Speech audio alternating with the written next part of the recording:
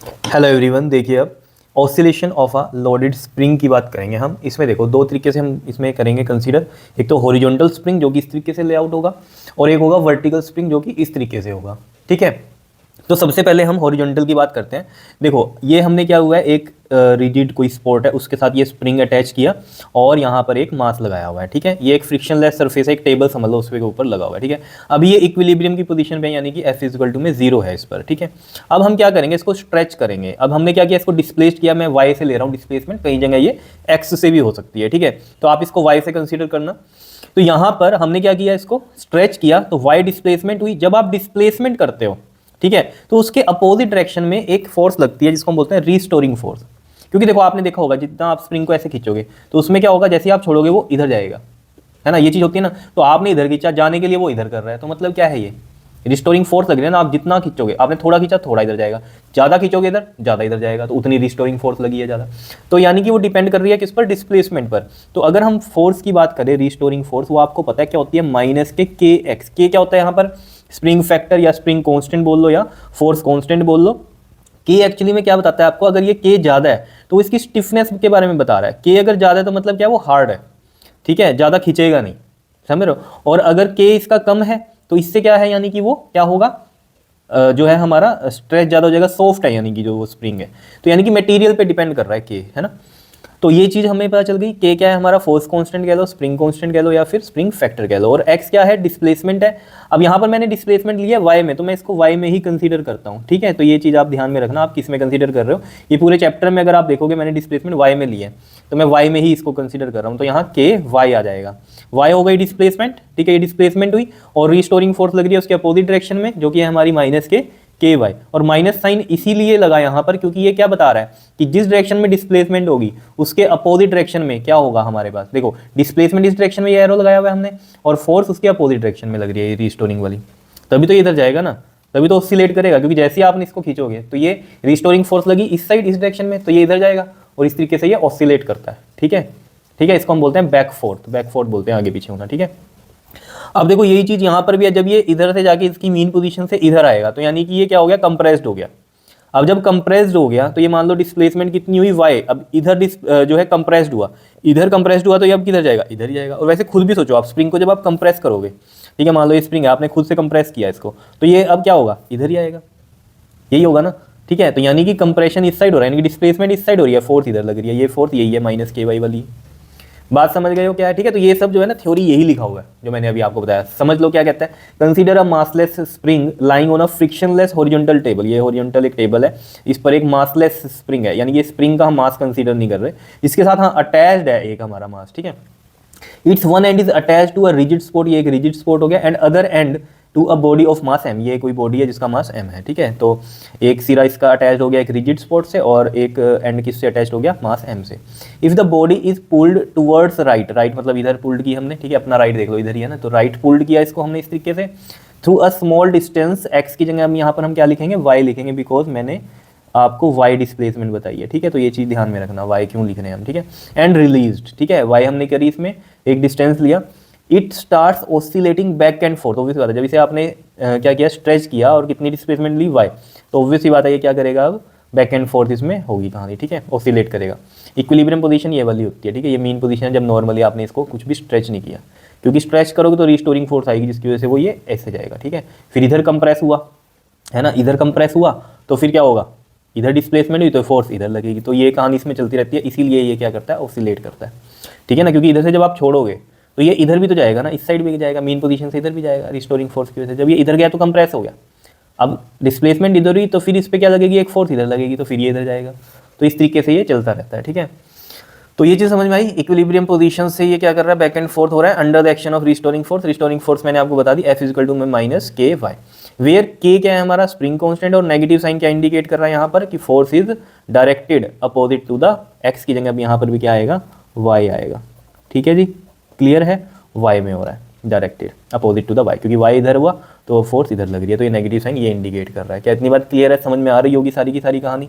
ठीक है, तो ये चीज़ क्लियर हुई है, सिंपल सी बात है। थ्योरी जो थी बिल्कुल सिंपल थी, कुछ भी नहीं है, आप समझ अगर आ गया तो आप खुद से लिख सकते हो इसको। क्या इतनी बात क्लियर है या नहीं है बताऊँ। ठीक है, अब एक तो हो गई फोर्स ये माइनस के वाई, एक फोर्स आपको पता है न्यूटन्स लॉ से क्या पता है, यहाँ लिखते हैं हम, एफ इज इक्वल टू में होती है आपके पास मास इंटू में एक्सेलरेशन, ठीक है, ठीक है। तो यहाँ लिखेंगे हम इस तरीके से, also force is mass into acceleration. तो इन दोनों को जब आप कंबाइन करोगे तो यहाँ से देखो जरा, एम ए इक्वल टू कितना आया है, माइनस का के Y, clear.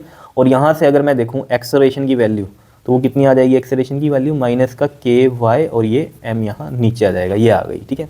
Now we also no कि जो एक्सेलरेशन होता है वो एसएचएम में क्या निकाला था हमने, याद है आपको, माइनस का ओमेगा स्क्वायर वाई, ठीक है। अगर आप एक्स डिस्प्लेसमेंट ले रहे हो तो यहाँ पर एक्स आ जाएगा, ठीक है। अब इन दोनों को भी कंबाइन करो, मैं यहाँ पर देखो इस तरीके से लिख देता हूँ, ये हो गई फर्स्ट, ये हो गई सेकंड, तो मैं यहाँ लिखता हूँ फ्रॉम 1 and 2, ठीक है, ये आया हमारे पास, ठीक है। और ये वाली मान लेता हूँ मैं थर्ड, और ये वाली मान लेता हूँ मैं फोर्थ, ठीक है। तो मैं यहाँ लिखता हूँ फ्रॉम थर्ड एंड फोर्थ, ठीक है। तो ये देखो जरा, यहाँ से अगर आप देखोगे, एक्चुअली मैं क्या करना चाह रहा हूँ, यहाँ पर टाइम पीरियड निकालना चाह रहा हूँ। और टाइम पीरियड अगर आपको याद है, मैं यहाँ लिखता हूँ टाइम पीरियड इन एसएचएम क्या होता है बताओ। टाइम पीरियड होता है आपके पास t इज इक्वल टू में 2 पाई अपॉन में ओमेगा, ठीक है। ये कैसे आया बताओ, ये ऐसे आया, देखो ओमेगा क्या होता है हमारे पास, 2 पाई f होता है, और f क्या होता है हमारे पास 1/t, तो ये t आ गया। तो यहाँ से टाइम पीरियड जब मैं निकालूंगा तो ये 2 पाई अपॉन में ओमेगा आ जाता है, क्लियर। तो ये 2 पाई बाई ओमेगा ऐसा है, ये मैंने बताया हुआ है आपको। तो यहाँ ये ओमेगा की वैल्यू पुट करनी है, तो यहाँ से मेरे को ओमेगा चाहिए, तो ओमेगा कैसे करेंगे, from third and fourth, acceleration है, तो यहाँ से इन दोनों से आप क्या निकाल लो, ओमेगा की वैल्यू निकाल लो। तो देखो कैसे होगा, माइनस का omega square y is equal to minus का k by M y, minus से माइनस साइन कट गया, और ये y से ये y कट गया। तो यहाँ से ओमेगा स्क्वायर कितना आ रहा है, k बाई एम आ रहा है, और ओमेगा की वैल्यू जो आ जाएगी वो आ जाएगी अंडर रूट में k बाई एम। बताओ इतनी बात क्लियर है या नहीं है, बता दो, आ रही है बात समझ में। यहाँ ये वैल्यू पुट कर दो, अब यहाँ पर देखो t इज इक्वल टू में 2 पाई, ओमेगा की वैल्यू कितनी आ रही है, अंडर रूट में k बाई एम, और इसको ऐसे भी लिख सकते हो 2 पाई। अब ये अंडर रूट में k बाई एम है, तो जब ऊपर जाएगा तो ये m ऊपर हो जाएगा, और यहाँ पर k ऐसे आ जाएगा, जैसे ऐसे होता है। अगर ये 2 पाई अपॉन में 3/4 होता तो मैं ऐसे लिखता ना, 2 पाई इंटू में 4/3 ऐसे लिखता इसको, तो वही कहानी है यहाँ पर ये, ठीक है। तो ये हमने क्यों लिखा m/k, क्लियर है इतनी बात या नहीं बताओ। अब यहाँ से आपको एक बात समझ में आ रही होगी कि टाइम पीरियड जो है वो छोटा होगा, अगर देखो टाइम पीरियड k के इनवर्स भी पूछना है, k क्या है हमारा, स्प्रिंग कांस्टेंट, तो यानी कि ये क्या है, उसकी हार्डनेस को बताता है। अगर k ज़्यादा है यानी कि स्प्रिंग ज़्यादा हार्ड है तो उसका टाइम पीरियड कम होगा, मतलब k ज़्यादा टाइम पीरियड कम, ज़्यादा मतलब स्टिफ ज़्यादा, हार्ड ज़्यादा, तो उसका टाइम पीरियड कम होगा। वो होता है वो हार्ड होगा, तो उसको कितना ही आप स्ट्रेच करोगे, मान लो स्ट्रेच करो, हल्का सा स्ट्रेच होगा, तो उसका टाइम पीरियड भी क्या होगा, कम होगा। क्यों, क्योंकि वो स्ट्रेच कम हुआ है, तो उसकी ऑसिलेशन का जो होगा वो कम ही होगा, तो उसका टाइम पीरियड, मतलब एक ऑसिलेशन का बोलते हैं ना हम टाइम पीरियड, तो एक ऑसिलेशन उसकी छोटी सी होगी, तो टाइम पीरियड उसका छोटा ही होगा। समझ लो, तो वो चीज़ यहाँ से क्लियर हो रही होगी आपको या नहीं बताओ, ठीक है।